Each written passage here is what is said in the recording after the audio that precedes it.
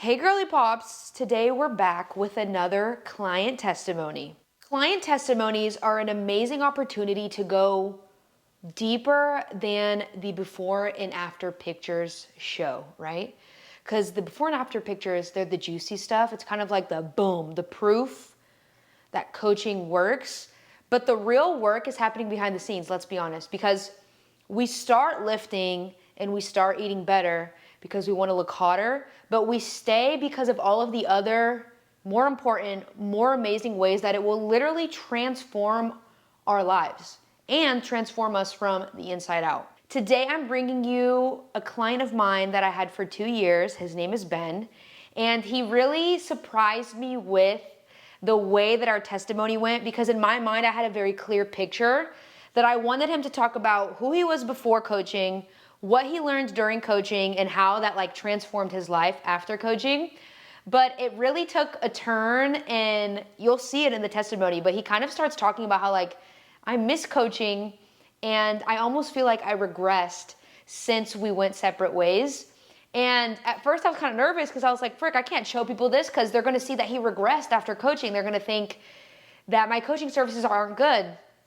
But then I sat with it a little bit more, and I thought, but that's so real, and it's so unrealistic to assume that people aren't mutable and people aren't constantly changing, and that it's the most normal thing in the world to see progress and then backtrack again and then get back into it.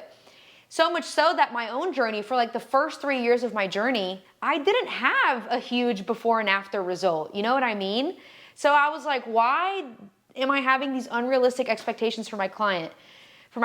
So I really hope you enjoy his story. To give you a little bit of context, like I said, we did work together for 2 years. For the first year of our journey, we focused a lot on helping Ben gain weight because he struggled to put on weight most of his life.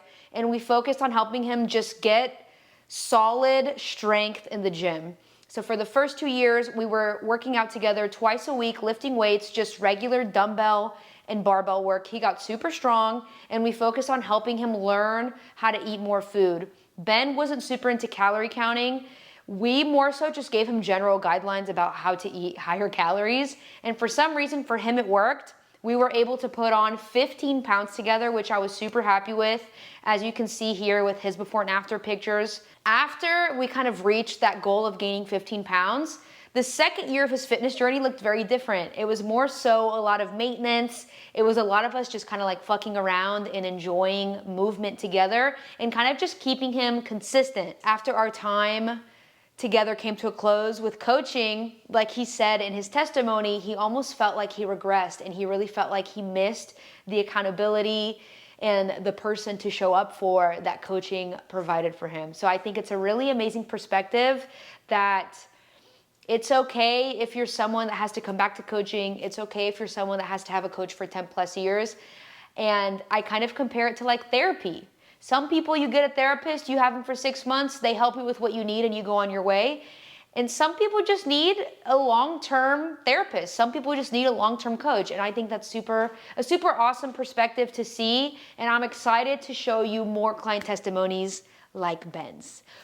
Without further ado, here's Ben's story. Who were you before you started coaching?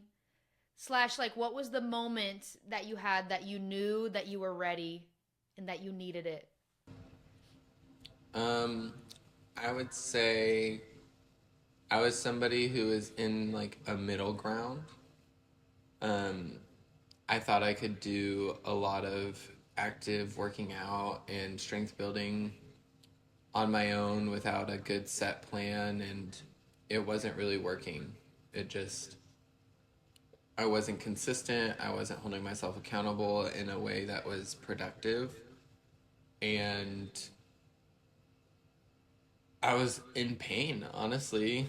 That was kind of one of the best and biggest things about starting coaching is I started to get stronger and feel more comfortable in my body and not being in pain. Because since I was a pretty serious athlete and stopped doing that once I got out of school, I didn't have the exercise and the strength building and the the fun activities built into my schedule like that. So having you as the coach and a set time and something that I knew I was paying for, which was actually helpful, um, it really helped motivate me and just stay consistent and actually do what I was hoping and wanting to do, and like actually get those awesome results that you helped me strive for and acquire. Um, that's such a common theme that I've noticed in my ex-athletes. Like ex-athletes are always are like a big demographic, I guess, that I serve, because I think it makes sense to you naturally. You already know what it's like to work under someone you look up to or whatever, who can create the plan for you. All you have to do is execute. It takes away the like mental fatigue of having to make your own decisions. Totally, yeah, because I am ADHD, and that can be a big struggle too, like staying on time and keeping that time that I've dedicated towards it for working out and for what I said I was going to do. Because it's, yeah, super easy for me to not stick to that. And it was really helpful to have you to make me stick to that, and to just have somebody else to also want to not appease, but like it wasn't only for me. It was also to not let you down. That's a big motivator for me too, because I just got my own coach after a long time of not having one, and I Okay. was like, damn, this is so. I forgot how much this helps to know that Mm-hmm. there's someone who's counting on me, that I made a deal with, and you want to make them proud, Yes. or you just don't want to waste their Yes. time either, or waste your own Yeah. time. Uh-huh. Slay. Totally. Slay. Wait, let me put my headphones on too, because I forgot that my headphones also need to be on. I loved your perspective on having ADHD, like someone with ADHD that got coaching. Yeah. Yeah. Was there anything that you were nervous about going into it, like as someone with ADHD? Like, were there certain limitations that you knew that you have, that you were like, dang, I wonder how this would work with coaching? Oh, 100%. Yeah, I was very anxious about sticking to it and being consistent with, okay, every Wednesday, Friday at that time, I didn't really have much else going on. It worked out really great with my schedule. And your flexibility was always a huge benefit. Um, because as you remember, I was always at least 2 to 5 to 7 minutes late every single day, no matter what. Um, and that would eat into our hour, but you were always very flexible and kind about it, and that was really helpful, of just knowing that you were going to work with me with kind of how I operate, and yeah, work with me instead of like work against me, or work like you didn't try and change it. You didn't ever get frustrated, or um, like even politely ask like to do better. You were just like, well, this is how we are, and we're showing up how we show up, and that was really awesome and really really helpful, for sure. Because it's easy for me to get down on myself and be hard on myself with that. Um, and then since I also did like the food dietary plan with you, is like the workout and the diet, counting calories and keeping track of everything was really daunting. And I was not good about my Monday check-ins. But again, you were very patient with that, and you worked with me with that, and I got better at it over time. Um, and you presenting the data that you collect was really cool, because you do a really great job of like making those charts on Google Sheets, and being really intentional with the check-ins and how much time you pour into that, of being really aware of what I'm going through. Like I rarely had to be like, no, remember this, or like kind of um, correct you on, no, this was me, not your other client. Like that was never really a thing that you ever needed, which was really helpful for me, because I could just stay in my little bubble. Do you remember any modifications that we made whilst calorie counting, that helped or worked with your ADHD? Like, can you give examples of ways that we all like changed our plan to work with you instead of against you? Like, what comes up? Yeah, you offered a few ideas of like just take a picture of what you're eating. Like I don't have to be super meticulous and do it in any specific format or any specific way. And I didn't have to get a certain app and use that app every single day. I didn't have to like format it and curate it in a way that you needed. It was Yep. more so like you always kept it for me. At the end of the day, it was for me. Um, and you just being open minded and relaxed about it just allowed me to, some days I would just take pictures of all my food. And then the next week I was like, actually, I'm going to start sending you a text every time I do this. And you're like, great. And then the next week I was like, I'm actually going to start keeping track on my notes app. And you're like, great. A big reservation that people have about coaching is this idea that I'm going to have certain expectations for you that you might fall short of. And I think that's a point of anxiety. And I think people forget that you didn't sign up for coaching for me. You signed up for coaching for you. Like, this is your journey. And a good coach a good coach is gonna know that there isn't one way to do anything.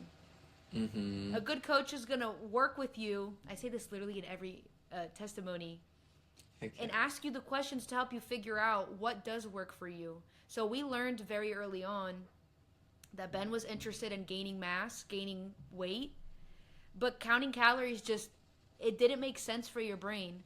So instead we modified and we were like, let's create some rules or guidelines that can help you move towards the higher calorie direction that we're trying to move in. So we talked about how nuts, granola are all foods that are higher in calories, higher in fats, and then you started incorporating them more.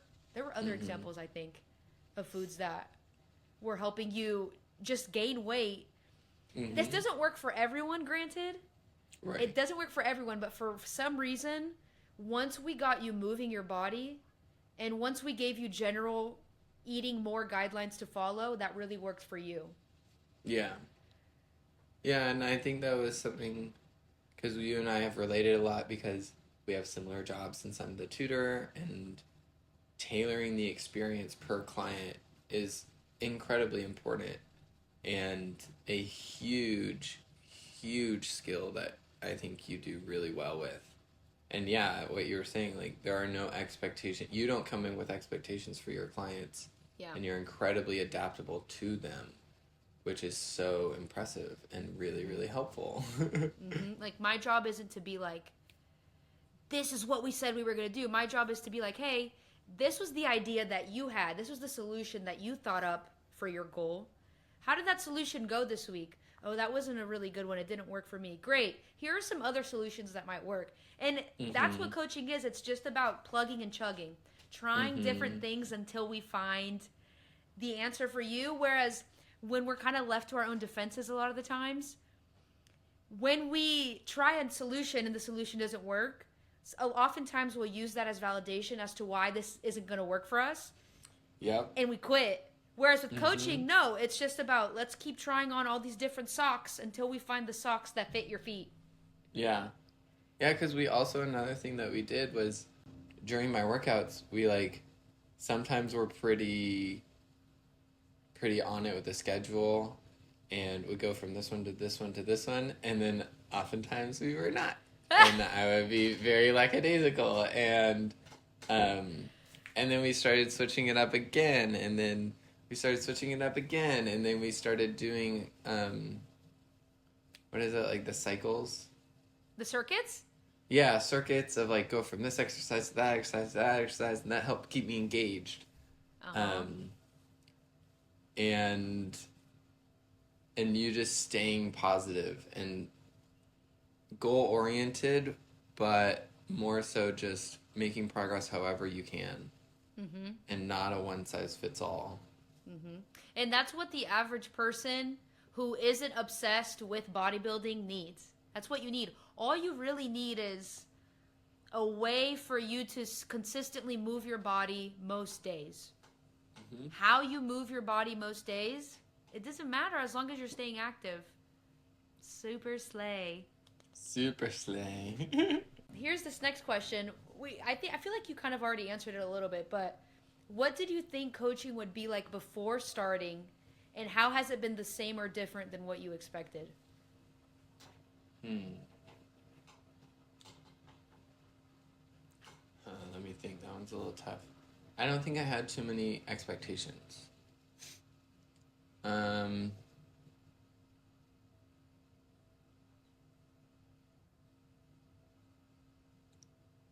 I did think it was going to be more rigid, and I was worried about the letting you down factor or the not being great at it. And so that was maybe an expectation that probably a lot of people can relate to, like, am I going to be good at this? But it's like, it's not really something that you can be good at. It's just, are you doing it or not? Like, I feel like that's how we were raised in the school system. Interesting. Everything was, are you good at this? Are you going to do the thing that I told you to do? No? Here's a letter grade based on your lack of ability to do the thing that I told you to do. So it makes sense that everyone goes into it like, this is my teacher, and my teacher has expectations, and there are certain tests that I need to take and coursework that I need to do. Because we're not in charge of our learning in the American school system. True. Whereas with coaching, you're in charge of your learning. You guide me. And I just make sure that I'm, I think that's a really good way to put it I expected you to be more in control and more, just guiding the way more than it was. It was much more so I was making a lot of the decisions. I was saying yes or no to that, saying yes or no to that. And that was, again, testament to you to continue to check in and continue to just be like, so how are we doing with this? Should we change it up? Are we doing well? Should we stay consistent? And just allowing me to really curate my own experience in whatever way I needed. Yeah. That's good parenting. I think about that a lot, about, like, weirdly enough, how my job is almost like reparenting. Because in a perfect world, all of our parents would have taught us to be, like, decision makers, and to trust our gut, and not just our parents, but, like, I feel like the structure of the system that we live in.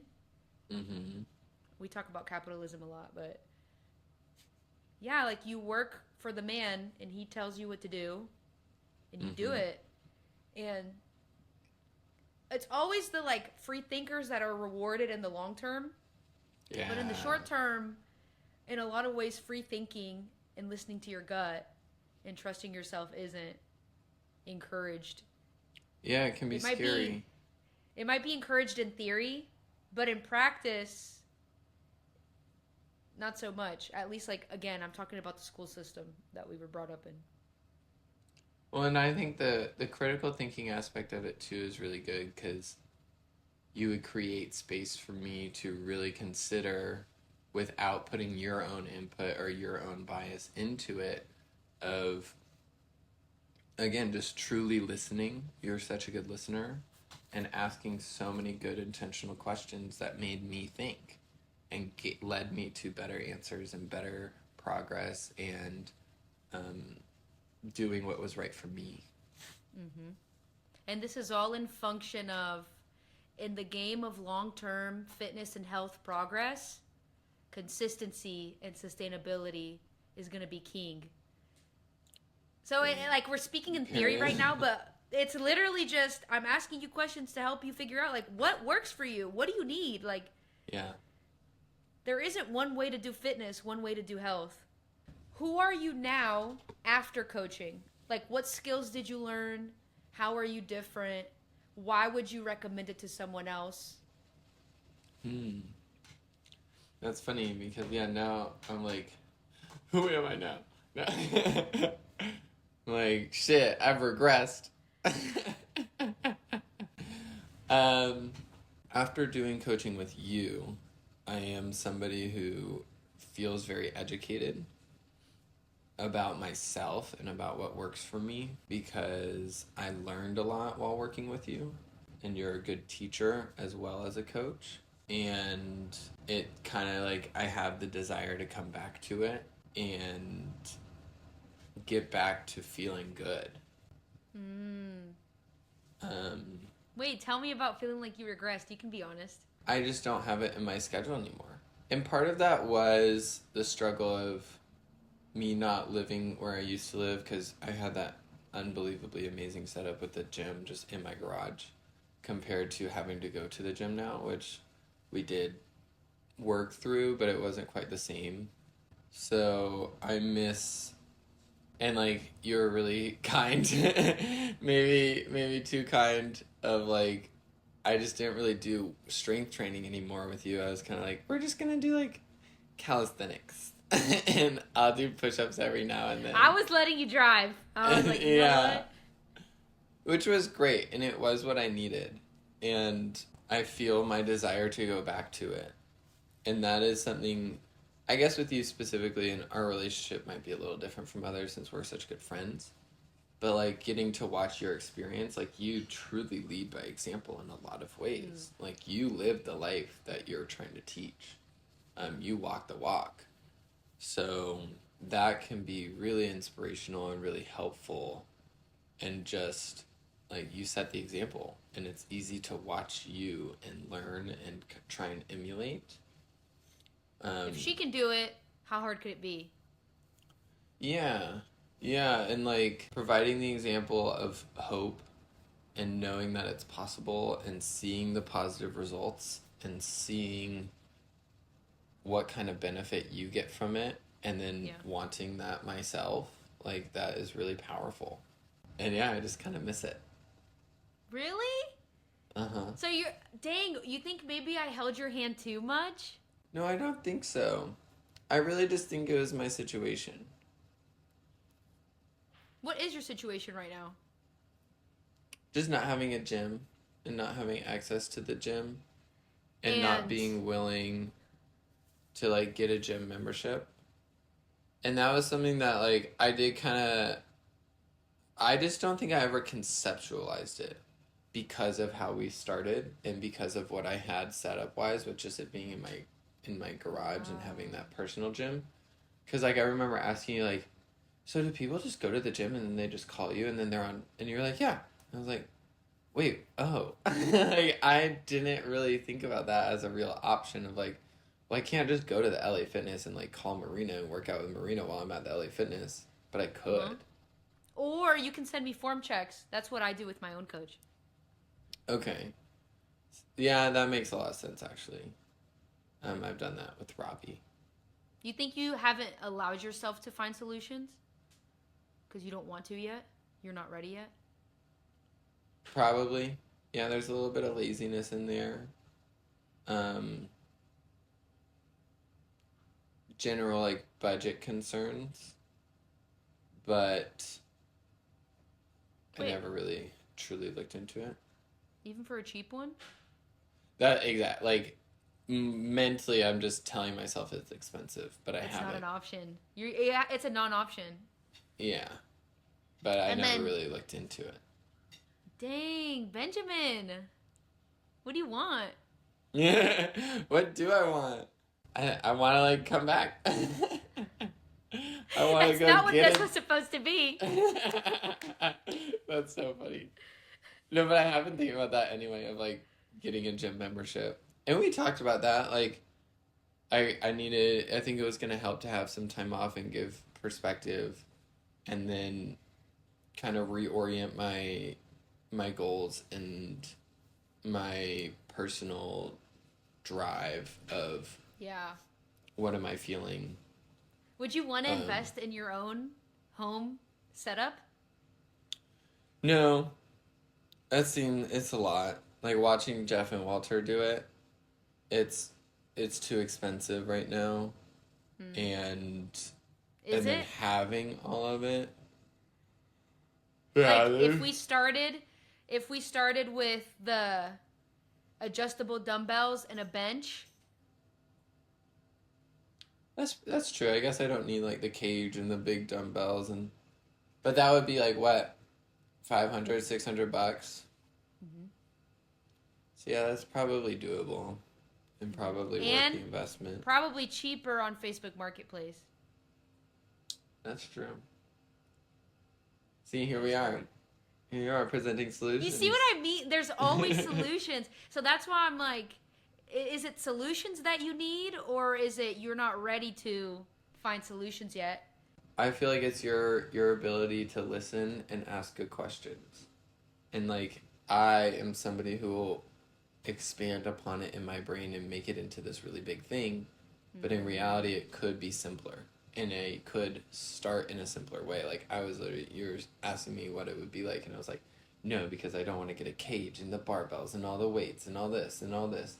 But you're like, what if we just did like these two things? And that perfectly sums up coaching. Uh-huh. Yeah, period.